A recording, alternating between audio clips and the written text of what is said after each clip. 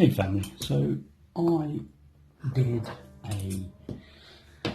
some photographs and some video uploads of this piece of terrain here that I created for, or embellished rather, for Zombicide, Undead or Alive, which I backed on Kickstarter and is due to be landing at some point this year, 2022.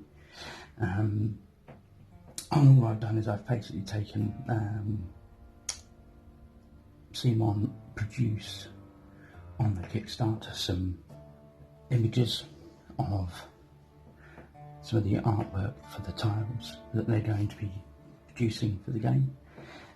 So all I've done is literally just taken those images, downloaded them, put them into paper, nothing fancy. Because of the ratio of 25 centimetres by 25 centimetres for UK paper, standard size being A4, what I have done is print that across two pieces and I'll then glue them together. That's what I've done here, and then I'll use a technique called Decoupage, which looks at taking specific areas to then highlight and raise.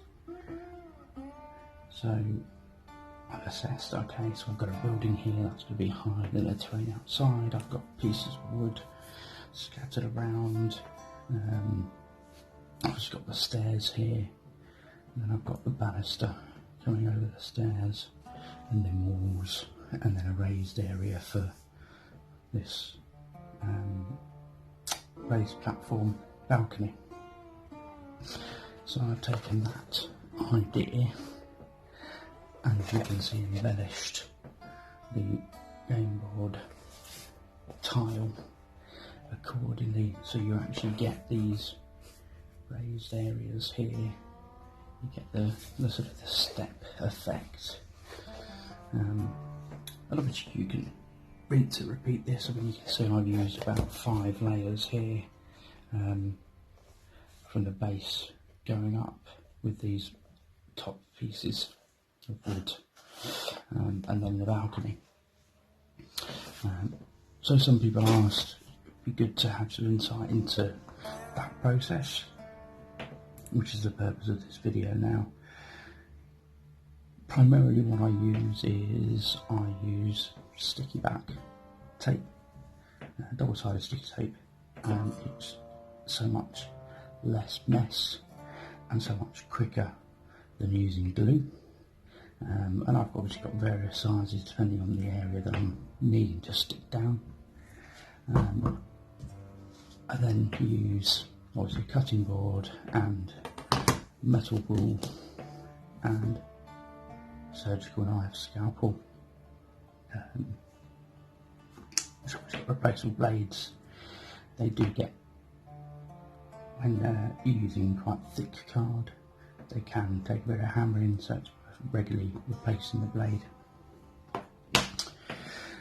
The other consideration then is the cardboard stock that you use to create this.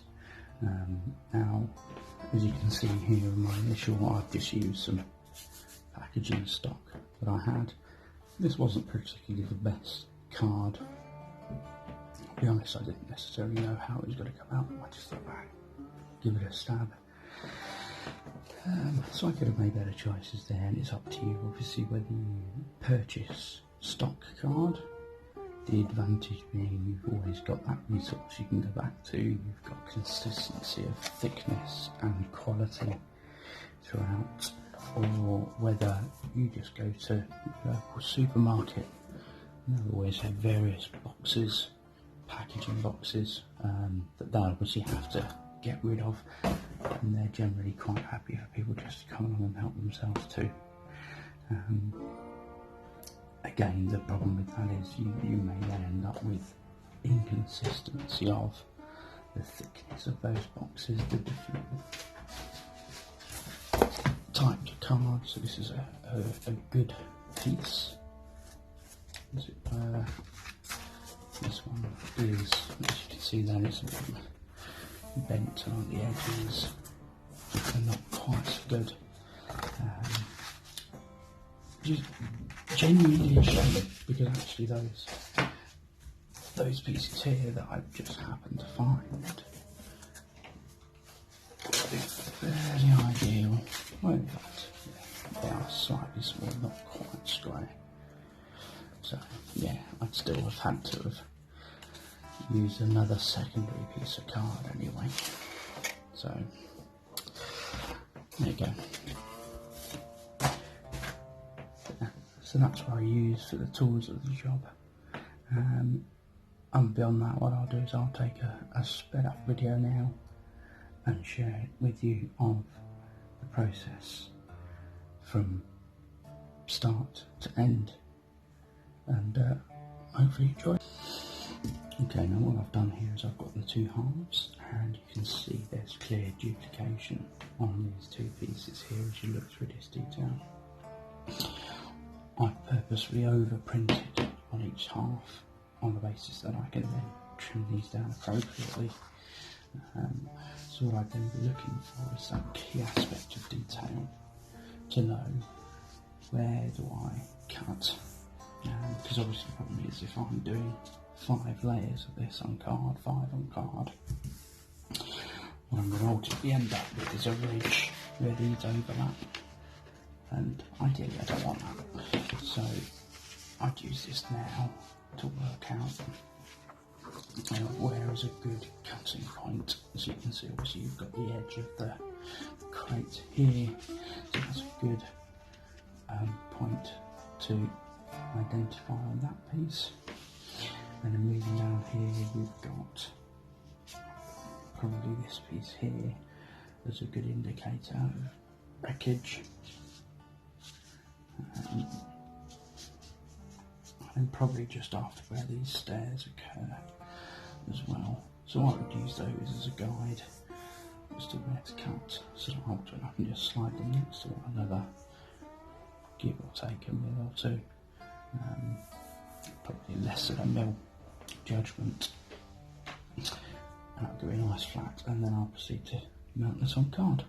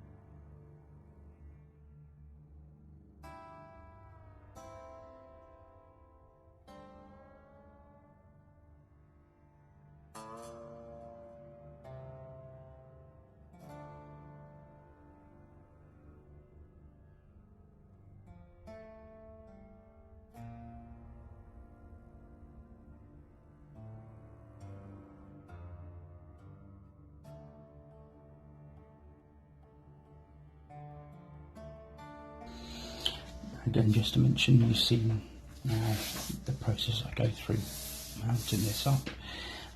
Again, there's lots of options. You can use proper stock board, which gives you consistency throughout, gives you a far greater quality of the card itself. Additionally, rather than actually just printing on plain A4 paper, you can actually get printable double-sided effectively just sticker sheets, just a one piece of A4 sticker sheet. You can print straight onto that, cut it down to side, print the backing off, and then actually stick it straight on.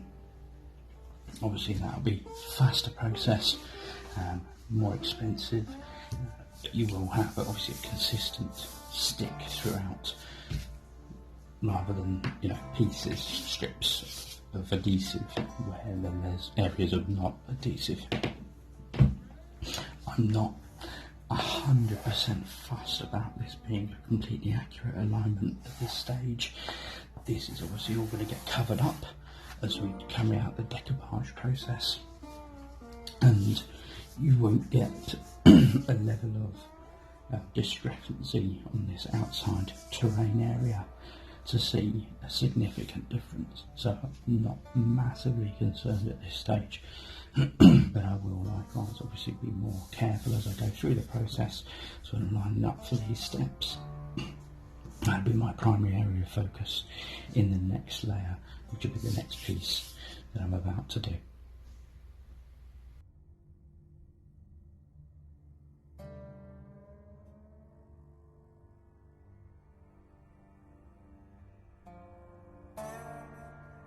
So with the base level complete, as you can see, it's fairly sturdy. I'll now proceed to consider the decoupage. So the first layer I'm thinking that's visible here is going to be this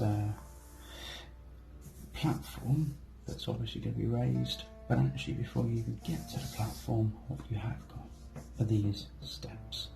So the process now would be, if you were looking at this side on, so like I've done here, what you actually have is this gradation of steps going up and proceeding layer upon layer upon layer, moving towards the actual platform itself.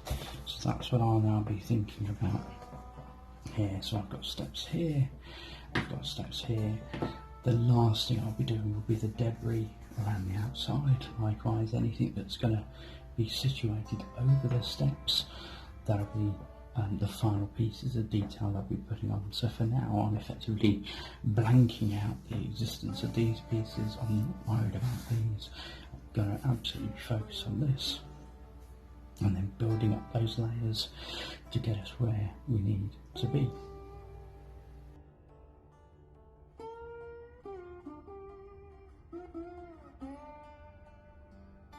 So again, what you'll note here is I've cut and trimmed down the excess off, on the basis that what I need to actually focus on now is this first step on each side of the tile, and that's going to be my marker on what I'll be next adhering, and I'll proceed to cut around these to give us the initial decoupage effect.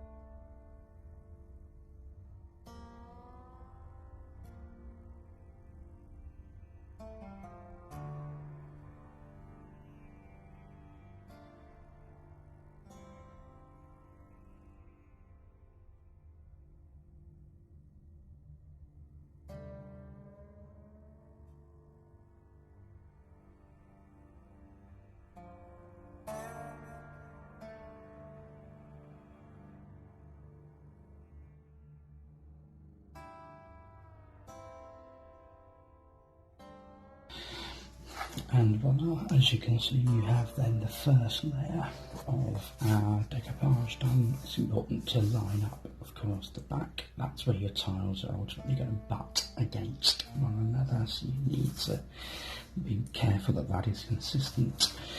Beyond that, you're just trying to line up the graphics. So at a overhead bird's eye view, there's not necessarily much there in terms of 3D, but then as you turn it, get that 3D impression. So all we've done now in essence is create this first step, and the next layer will be exactly the same, but omit this first step and raise up to give us the second step, and that's what we'll do now.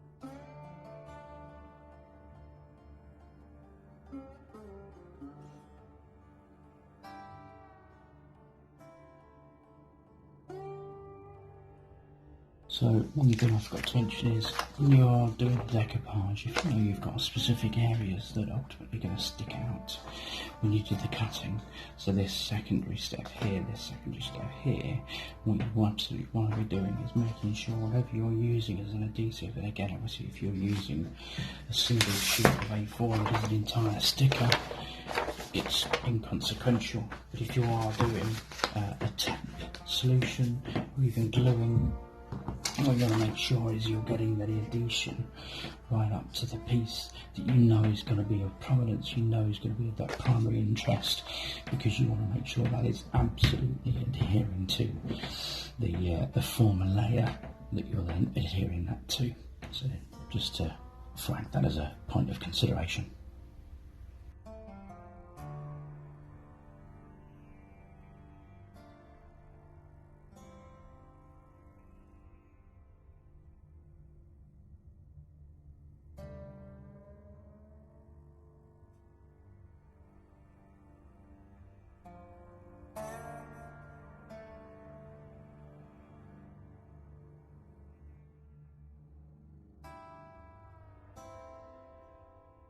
So again, as you can now see, so I've cut off that first step. That's the only piece we're genuinely interested in at this stage, so now I'm going to proceed to cut away all the rest of the stuff, giving us that second layer.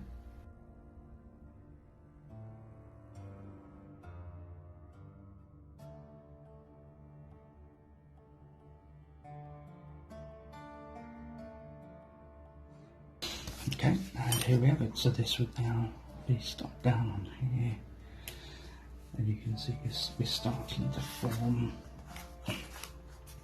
steps going up to this raised platform, and as you can see here, you'll just get a significant rise to this platform here.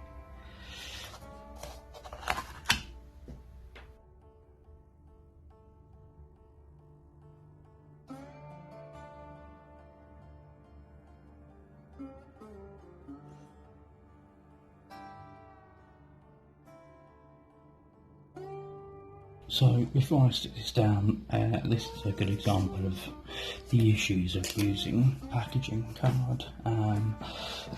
Whilst it is usable, you can see obviously here we've got an edge that's been cut in such a way that actually it's degraded this piece just here. And so yeah, you're going to get these kind of issues coming along.